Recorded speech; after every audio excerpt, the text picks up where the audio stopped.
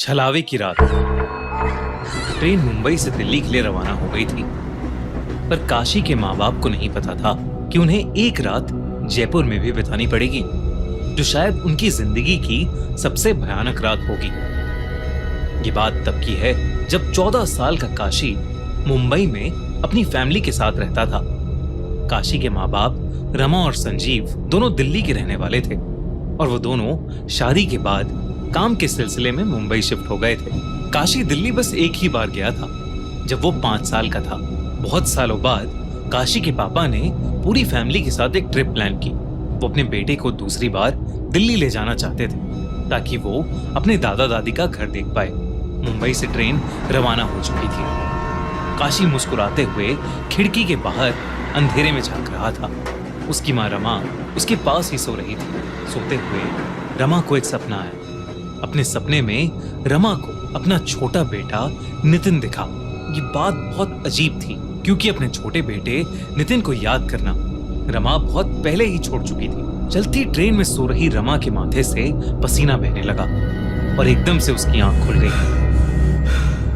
काशी के पापा संजीव ने जब अपनी बीवी रमा को देखा तो वो बहुत घबराई हुई लग रही थी। संजीव ने पूछा कि उसे अचानक क्या हो गया है, पर रमा ने किसी को कुछ नहीं बताया और चुपचाप खिड़की की तरफ मुंह करके बैठ गई। कुछ ही देर में ट्रेन जयपुर स्टेशन पर रुक गई, लेकिन ट्रेन में कुछ टेक्निकल परेशानी आ गई थी, जिसकी वजह से सारे पैसेंजर्स को जयपुर में ही उतरना पड़ा, जिनमें काशी और उसकी फैमिली भी थी। काशी के पापा संजीव ने प्लान किया कि वो आज रात जयपुर में ही रुक जाएंगे और कल सुबह पहली ट्रेन से दिल्ली के लिए निकल जाएंगे। रात के करीब 12 बज चुके थे और बहुत अंधेरा हो चुका था। काशी के पापा ने रेलवे स्टेशन के पास ही एक होटल ले लिया। ऊपर चलकर जैसे ही काशी ने रूम के अंदर कदम रखा तो उसके सर में एक बहुत जोर का चुभने वाला दर्द शुरू हो गया। काशी ने सोचा कि ये मामूली सा सरदर्द होगा और इसलिए अपनी माँ को बिना बताए वो बिस्तर पर सोने के लिए लेट गया। काशी और उसकी माँ रमा एक रूम में सो गए और उसके पापा दूसरे रूम में, लेकिन रमा को नींद ही नहीं आ रही थी। वो पूरे टाइम अपने छोटे बेटे नितिन के बारे में ही सोचती रही। जब काशी 5 साल का था तब उसकी फैमिली में उसके छोटे भाई का जन्म हुआ था, जिसका नाम नितिन था। लेकिन नितिन के साथ एक बहुत बुरा हादसा हुआ था। 5 साल का काशी और करीबन 1 साल का नितिन अपने माँ बाप संजीव और रमा के साथ ऐसे ही ट्रेन से एक बार जयपुर जा रहे थे। काशी के पापा संजीव ने जयपुर से वापस लौटते हुए छोटे से नितिन को पूरे टाइम अपने हाथ में ही पकड़ रखा था। पर रात में करीब 2:30 बजे 2 मिनट के लिए संजीव की आंख लग गई। ट्रेन के छोटे से झटके से जब संजीव की आंख खुली तो नितिन उनके हाथ में नहीं था। ये देखकर संजीव ने जल्दी से रमा को नींद से उठाया और उसे सब कुछ बताया।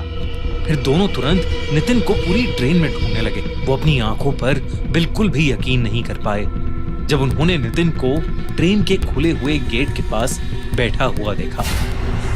किसी को कुछ पता नहीं था कि वो वहां कैसे पहुंचा। रमा और संजीव का दिल जोर जोर से धड़कने लगा और वो लोग जैसे ही नितिन की तरफ आगे बढ़े, ट्रेन में एक और झटका लगा और नितिन ट्रेन के बाहर अंधेरे में गिरकर कहीं गायब हो गया। रमा की ये देखकर चीख निकल गई। दोस्तों, अब मैं आपको बताता हूँ कि आप सीन खींचकर ट्रेन रोकी और बाहर निकलकर नितिन को ढूंढने लगे, लेकिन वो कहीं नहीं मिला। काशी उस समय बहुत छोटा था और उसके माँ बाप ने नितिन के बारे में उसे कुछ नहीं बताया था। साल बीते और काशी को नितिन के बारे में कुछ भी याद नहीं रहा। यही वजह थी कि काशी को अपने छोटे भाई के बारे में कुछ नहीं पता था। ये सब सोचते सोचते रमा की आंखों में आंसू आने लगे थे। तभी उसे अपने बिस्तर के नीचे कुछ हिलता हुआ महसूस हुआ। वो चुपचाप बिना हिले पता लगाने की कोशिश कर रही थी कि उसकी नजर दीवार पर टंगी घड़ी पर गई। रात के 3:30 बज रहे थे। एकदम से होटल के रूम का टेम्परेचर गिरने लगा और रूम में बहुत तेज ठंड हो गई, जबकि बाहर गर्मी का मौसम था।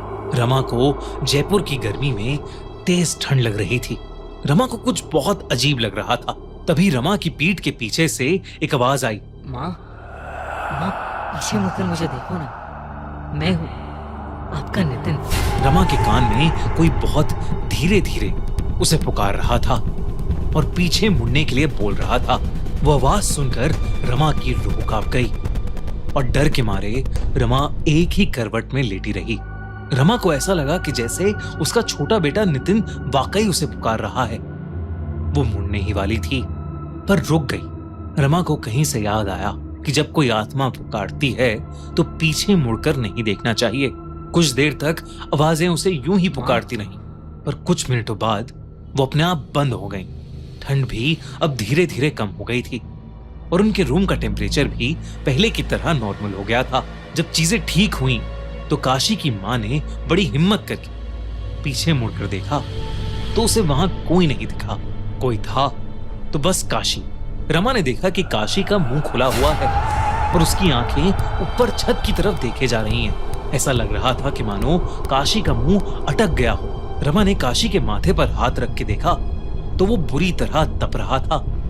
काशी को बहुत तेज बुखार था। रमा ने काशी को दवाई खिलाकर उसके माथे पर गीली पट्टियां रखी, लेकिन उसका बुखार उतर ही नहीं रहा था। फिर रमा ने दूसरे रूम में लेटे संजीव को उठाया और उसे सब बताया। जब रमा और संजीव वापस कमरे में आए तो उन्होंने देखा कि काशी जोरों से कपकपा रहा है। ऐसा लग रहा था कि जैसे उसे भौरे पड़ रहे हों। अचानक से काशी की आंखें सफेद पड़ गईं और वो हवा में ऊपर झूलने लगा। और तभी किसी बहुत ही छोटे बच्चे की हंसने की आवाज पूरे कमरे में गूंजने लगी। कमरे की सारी लाइट्स जलबुझ करने लगी, वो लाइट्स भी जिन्हें कभी ऑन किया ही नहीं गया था। रमा और संजीव को कुछ समझ नहीं आ रहा था। संजीव जल्दी से होटल स्टाफ को चीखते हुए मदद के लिए बुलाने लगा। जैसे ही होटल का स्टाफ वहां आया वैसे ही काशी बेजान होकर बिस्तर पर गिर पड़ा और सारी लाइट्स ने भी जलबुझ करना बंद कर दिया। जब रमा काशी के पास गई तो काशी की आंखें बंद थीं। वो बिल्कुल भी रिएक्ट नहीं कर रहा था, इसलिए वो लोग तुरंत उसे पास के हॉस्पिटल ले जाने लगे। लेकिन जैसे ही काशी होटल से बाहर निकला उसकी आंखें अपने आप खुल गईं और उसका शरीर भी अब पहले की तरह तप नहीं रहा था। काशी को ज्यादा कुछ तो याद नहीं था, लेकिन उसने बताया कि उसे एक छोटा बच्चा अपने रूम की खिड़की पर बैठा दिखाई दिया था। उस रात रमा और संजीव काशी की ये बात सुनकर बहुत ज्यादा घबरा गए थे। किसी तरह उन्होंने पास के हॉस्पिटल में ही वो रात काटी और सुबह होते ही वो बस से दिल्ली के लिए निकल गए। काशी अब बिल्कुल ठीक था। ऐसा लग रहा था कि जैसे उसे कभी कुछ हुआ ही नहीं था। दिल्ली पहुंचने पर संजीव, काशी और रमा एक पंडित के पास गए और उन्होंने पूरी कहानी उन पंडित को बताई। पंडित ने काशी के माँ बाप को बताया कि कल जो भी रूम में आकर रमा को पुकार रहा था वो उनका छोटा बेटा नितिन नहीं था, बल्कि कोई और आत्मा थी जो उनकी दुख भरी याद का फायदा उठाकर अपना काम करवाना चाहती थी। उन्होंने काशी के सर पर हाथ फेरकर मुस्कुराते हुए बोला कि अब उन्हें कोई परेशान करने नहीं आएगा। पंडित ने आखिर में काशी के माँ बाप को अलग से भी बोला कि उनके छोटे बेटे नितिन की आत्मा अब भी उनके साथ है और हमेशा उन तीनों की रक्षा करती है। दोस्तों, डिस्क्रिप्शन और पिन कमेंट में दिए हुए लिंक से My11 सर्कल एप्लीकेशन डाउनलोड